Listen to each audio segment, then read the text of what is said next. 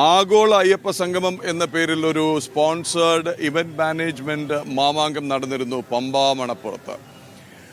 അതിനായി ചെലവാക്കിയത് 8 കോടിയോളം രൂപ എന്നാണ് പുറത്തുവരുന്ന കണക്കുകൾ. അതിന് സർക്കാരിൽ നിന്നോ ദേവസ്വം ബോർഡിൽ നിന്നോ 1 രൂപ പോലും ഉപയോഗിക്കില്ല എന്നുള്ള ഉറപ്പാണ്.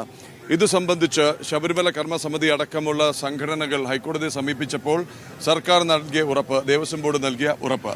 പക്ഷേ ഇതിനകം തന്നെ ജന TV റിപ്പോർട്ട് ചെയ്തിരുന്നു 2 കോടിയോളം രൂപ സർപ്ലസ് ഫണ്ടിൽ നിന്ന് കൊടുക്കാൻ ദേവസ്വം ബോർഡ് ഉത്തരവിട്ടത്. സ്പോൺസർഷിപ്പിലൂടെ 45 ദിവസത്തിനകം അവിടെ അത് തിരിച്ചു വെച്ചുകൊള്ളാം എന്നാണ്. അതായത് തൽക്കാലത്തേക്ക് സർക്കാരിൻ്റെ ഫണ്ട്, ദേവസ്വം ഫണ്ട്, ക്ഷേത്ര ഫണ്ടൊക്കെ ഞങ്ങളെടുത്ത് ചെലവാക്കും.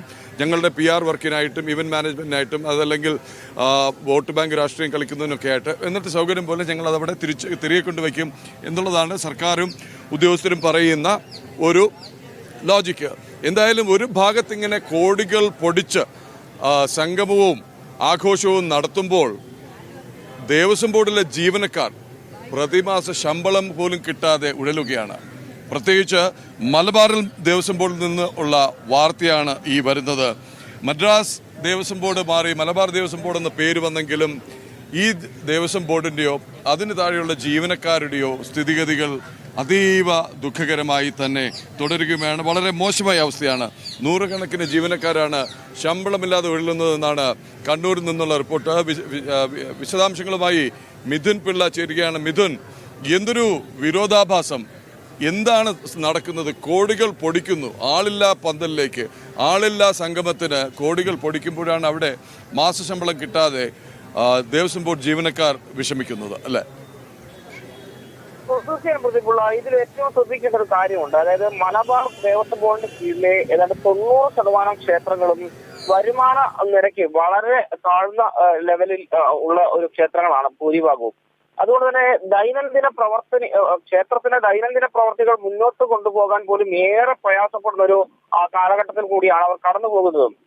ഇതിന് ഏറ്റവും വിരോധാഭാസം എന്ന് പറയുന്നത് കോടിക്കണക്കിന് രൂപയാണ് ഈ തിരുവിതാംകൂർ ദേവസ്വം ബോർഡിന്റെ നേതൃത്വത്തിൽ അയ്യപ്പ സംഗമമൊക്കെ നടത്താൻ വേണ്ടി സർക്കാർ എടുത്ത് ഉപയോഗിച്ചത്.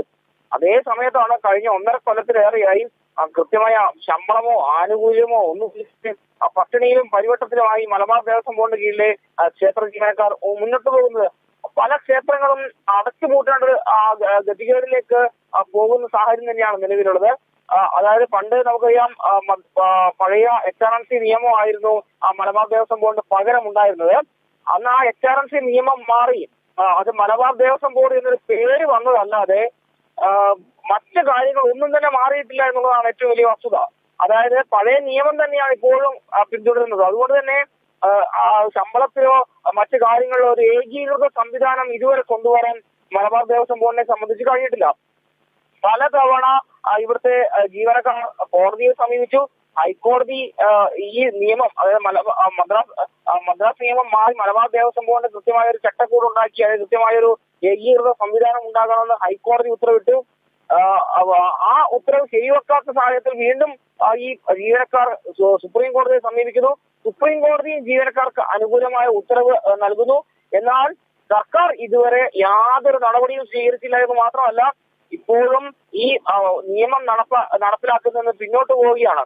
സർക്കാരിനുണ്ടാകുന്ന സാമ്പത്തിക ബാധ്യതയുണ്ട് എന്ന് പറഞ്ഞുകൊണ്ടാണ് ഈ ഒരു മലബാർ ദേവസ്വം ബോർഡ് ഏകീകൃത നിയമം നടപ്പിലാക്കുന്നതെന്ന് അവർ പിന്നോട്ട് പോയിക്കൊണ്ടേയിരിക്കുന്നത്. അതേസമയം അതിന്റെ ദുരിതഫലം അനുഭവിക്കുന്നതാകട്ടെ മുഴുവൻ ജീവനക്കാരാണ്. പലർക്കും ശമ്പളമില്ല. കഴിഞ്ഞ 1.5 വർഷമായിട്ട് കഴകത്തിൽ ഉൾപ്പെടെ ജോലി ചെയ്യുന്ന ആളുകൾക്ക് അല്ലെങ്കിൽ പൂജാരിമാർക്ക് ശമ്പളമില്ലാതെ ജീവിതം തന്നെ എങ്ങനെ മുന്നോട്ട് കൊണ്ടുപോകണമെന്ന് അറിയാത്ത അവസ്ഥയിൽ അവർ നിലനിൽക്കുകയാണ്. ശമ്പളം പോട്ടെ, മറ്റൊരു ആനുകൂല്യവും ഇല്ല എന്നുള്ളതാണ് എടുത്തു പറയേണ്ടത്. നിലവിലെ സാഹചര്യത്തിൽ ക്ഷേത്രത്തിലേക്ക് അന്നന്നത്തെ വെളിച്ചെണ്ണയും തിരിയും പോലും വാങ്ങാൻ കെൽപ്പില്ലാത്ത രീതിയിലേക്ക് ക്ഷേത്രങ്ങൾ പോകുന്നു എന്നുള്ളതാണ് ഈ ഒരു നിലവിലെ സാഹചര്യത്തിലെ ഏറ്റവും പരിതാപകരമായ ഒരു അവസ്ഥ. സർക്കാർ ഉണർന്ന് പ്രവർത്തിച്ചില്ലെങ്കിൽ മലബാർ ദേവസ്വം ബോർഡിന് കീഴിലെ പല ക്ഷേത്രങ്ങളും അടച്ചുപൂട്ടലിലേക്ക് പോകുന്നൊരു സാഹചര്യം ഉണ്ടാകുമെന്നതാണ് എടുത്തു പറയേണ്ടത്. പതിവുള്ള